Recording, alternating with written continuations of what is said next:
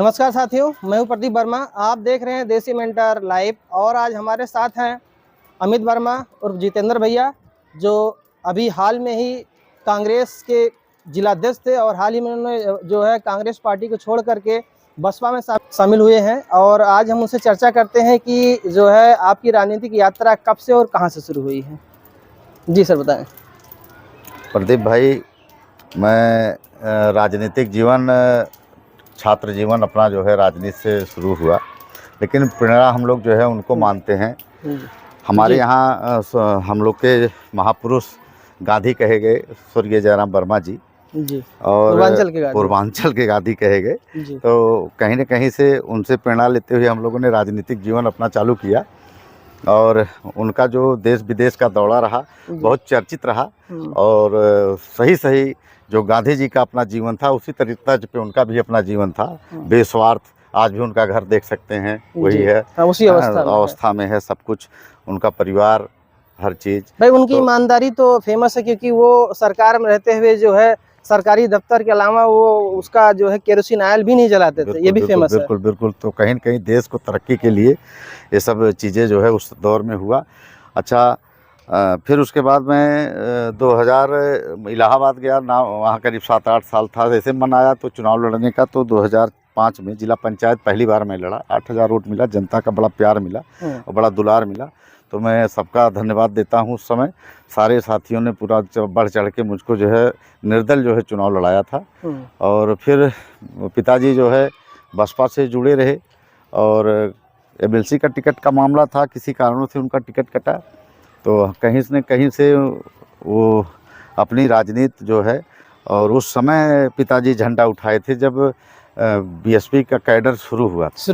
जब झंडा डंडा उठाने में लोग शर्माते थे। तो कहीं न कहीं से उस समय हम लोग के गाड़ियों में झंडा लगा रहता था। पिताजी तो उस कैडर के जो है समय से जुड़े थे और आज भी जुड़े ही हैं। टिकट नहीं मिला, लेकिन वो बैठ गए घर पे, लेकिन कहीं न कहीं से जुड़े ही हैं पार्टी से।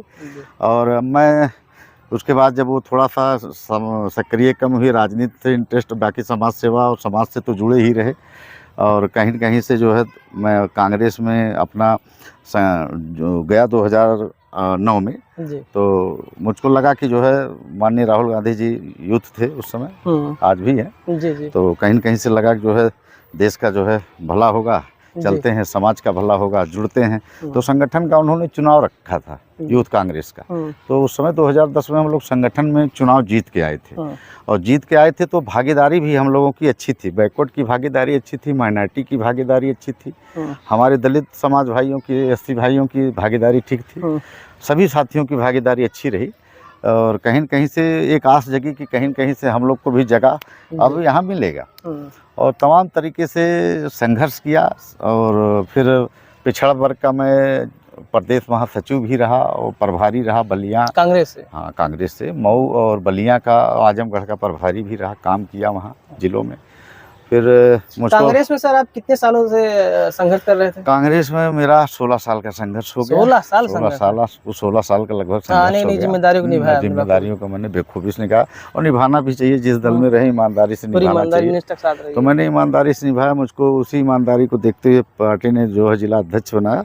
और जिला अध्यक्ष में पूरे एकदम जैसे एक समाज सेवा के तरीके एक जिला अध्यक्ष को होना चाहिए। थाने पे संघर्ष, तहसीलों पे संघर्ष, उस संघर्ष हमारा हमने देखा किसानों के लिए आप कलेक्ट्रेट में धरना और उसके लिए आप एसपी ऑफिस में घेराव करना, मतलब हर तरीके से समाज के लिए हम लोगों ने संघर्ष किया और जनाया कि जो है हम लोग भी लीडरशिप है, हम लोग भी कुछ कर सकते हैं देश के किसानों के लिए। तो कहीं न कहीं से लोगों ने उस चीज़ को महसूस किया। तो आज जब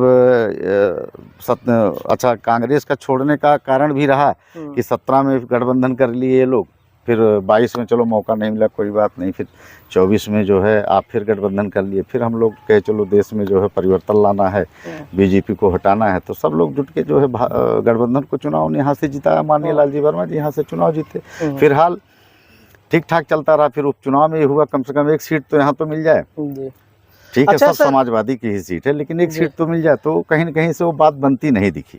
फिर उसके बाद देखा जा रहा है कि 27 भी गठबंधन, 29 भी गठबंधन। तो एक राजनीति के एक फ्यूचर होता है। मेरे साथ के जो समर्थक हैं उनको लगा कि कहीं न कहीं से हम लोग जिस मकाम पे जाना चाहिए, एक समाज में सेवक के भाव होना चाहिए।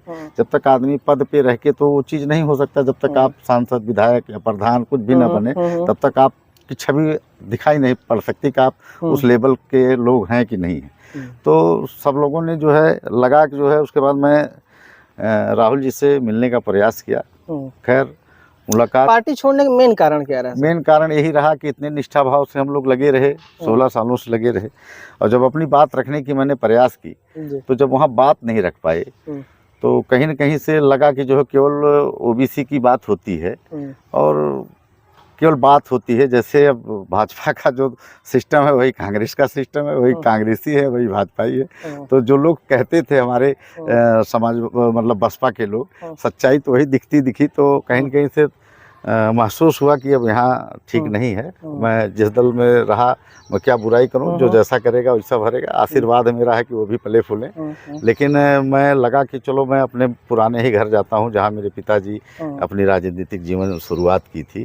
तो कम से कम जहां से वो छोड़े और जिसके वजह से छोड़े, और कहीं न कहीं से अब वो लोग वहाँ नहीं थे, अब नहीं हैं, और वहीं से नेता बने हैं। बसपा पार्टी तो समझिए एक तरीके से नर्सरी है। आज जितने भी नेता यहाँ जितने अम्बेडकर हैं, जितने भी नेता हैं, सब उसी नर्सरी के, और हमको लगता है पूरे प्रदेश में भी हैं। तो चाहे जिस दल में हो, नर्सरी तो वही है। लेकिन अब दबे कुचलों की बात कर करके सब लोग नेता तो बन गए, लेकिन जब साथ देने की बात है, सब छिटक जाते हैं, तो साथ छोड़ के भाग गए। लेकिन उसी के बल पे लोगों ने एम्पायर बना लिया, अपना तमाम सिस्टम पैदा कर लिया। और आज उसी, जब जनता की ज़रूरत है और आज देश को जब आगे बढ़ाना है, समाज को आगे बढ़ाना, पहले तो आप समाज को अपने आगे बढ़ाइए। आप जो है, देश तो आगे बढ़ेगा ही बढ़ेगा, लेकिन आप उस पद पे हैं तो देश को आगे बढ़ाएंगे ही बढ़ाएंगे। लेकिन आप अपने समाज को भी नहीं ध्यान दे रहे हैं, कि केवल अपना ध्यान दे रहे हैं, अपना चुनाव ध्यान दे रहे हैं, हर चीज़ अपना ही देख रहे हैं सब लोग। तो इस तरीके से थोड़ा समाज आगे बढ़ पाएगा। एक चीज़ और टॉकिंग सर, कि इंडिया गठबंधन की इस अभी जो हाल में सांसदीय चुनाव हुआ, इसमें इतने भारी बहुमतों से आपने जो है विजयी घोषित किया, जो है समझिए जिताने में काफ़ी रोल रहा सभी पार्टियों का, जो भी इंडिया गठबंधन रहे। तो इसमें मोदी का जो है कुछ मुद्दा चल नहीं पाया, चाहे ये मंदिर मस्जिद रहा हो, चाहे गाय गोबर गौमूत्र की मुद्दा रहा हो, चाहे मंगलसूत्र की मुद्दा रहा हो, ये सब फेल हो गया। क्या ऐसा कारण था जो आप लोगों ने इतने दमखम से जो है, इतने भारी मतों से जो है लालजी वर्मा को आपने जिता दिया?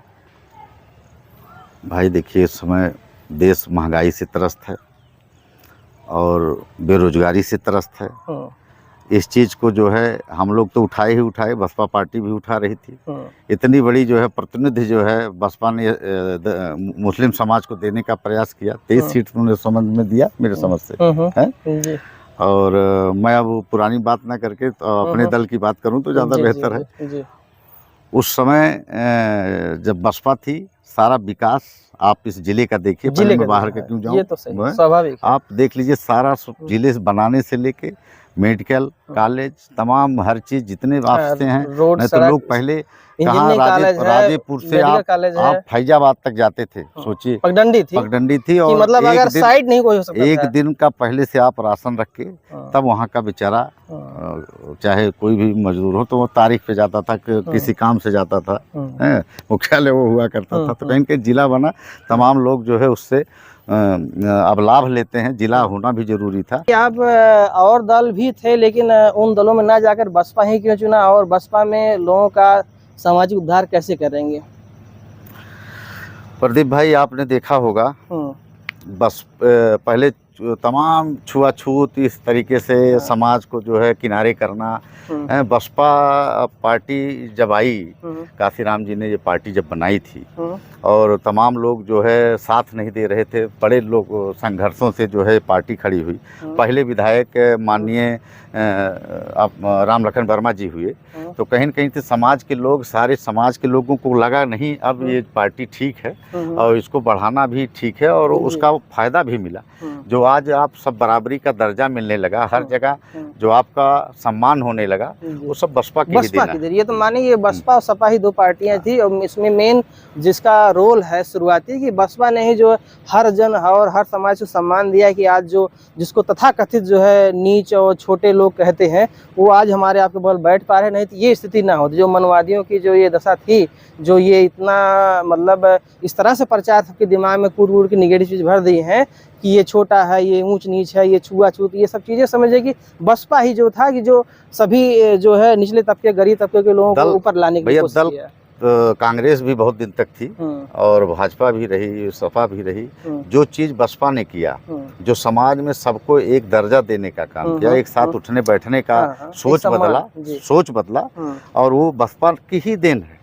बहन मायावती जी की ही देन है, जो काशीराम जी की देन है, जो आज ये सोच बदली है। ये जो सोच बदली, अब जो है कहीं न कहीं से हमारा ही वोट लेने के लिए लोग हमको ही बरगलाते हैं, हमारे कान पे हाथ रख देंगे, सोचते हैं अरे यार ये तो हमको जो है इज्जत मिल रही है, फलाना इज्जत दे रहा। ऐसा कुछ नहीं है। अगर आप एकता में नहीं रहोगे, चाहे ओबीसी हो, चाहे एससी हो, चाहे माइनॉरिटी हो, कोई भी साथी हो, चाहे समान वर्ग का गरीब हो, अगर गरीब है तो उसको गरीब के ही भाव से देखा जाता है। तो कहीं न कहीं से अगर आपको सम्मान चाहिए तो वो चीज़ें जो है आपको इकट्ठा होना पड़ेगा। जो आपको बाबा साहब ने कहा था, शिक्षित हो, संगठित हो, इकट्ठित हो, मतलब तभी आप मजबूत हो सकते हैं। आज आप इकट्ठा होके बसपा को खड़ा किया और उनको चुनाव दिया, कहीं न कहीं वो सम्मान मिलने लगा, वो भेदभाव धीरे धीरे कम होने लगा। लेकिन उस चीज़ को हम भूल गए, जो आज थोड़ा हमारे ऊपर असर पड़ा था, ये हम उस चीज़ को भूल गए। लेकिन वो चीज़ जानना चाहिए, अपने वजूद को या किसी के एहसान को नहीं भूलना चाहिए। जो इंसान ये सब भूल गया, समझिए सब कुछ उसके आगे के लिए कुछ नहीं हो सकता। तो समाज को आगे बढ़ाना है। मैं बहुत दूर तक सोचा किस दल में रह के बढ़ाया जा सकता है। पिताजी यहाँ पे राजनीतिक शुरुआत किए थे और फिलहाल बैठ गए, उसी दल में रहे लेकिन बैठ गए। तो मैं सोचा चलो इन्हीं का विजन आगे बढ़ाते हैं और समाज को अपने समाज को सुधारते हैं, आगे बढ़ते हैं और देश का भला करते हैं। तो बहुत अच्छा लगा हमसे बात करने के लिए और इतना कीमती समय दिया, इसके लिए बहुत बहुत शुक्रिया सर। धन्यवाद।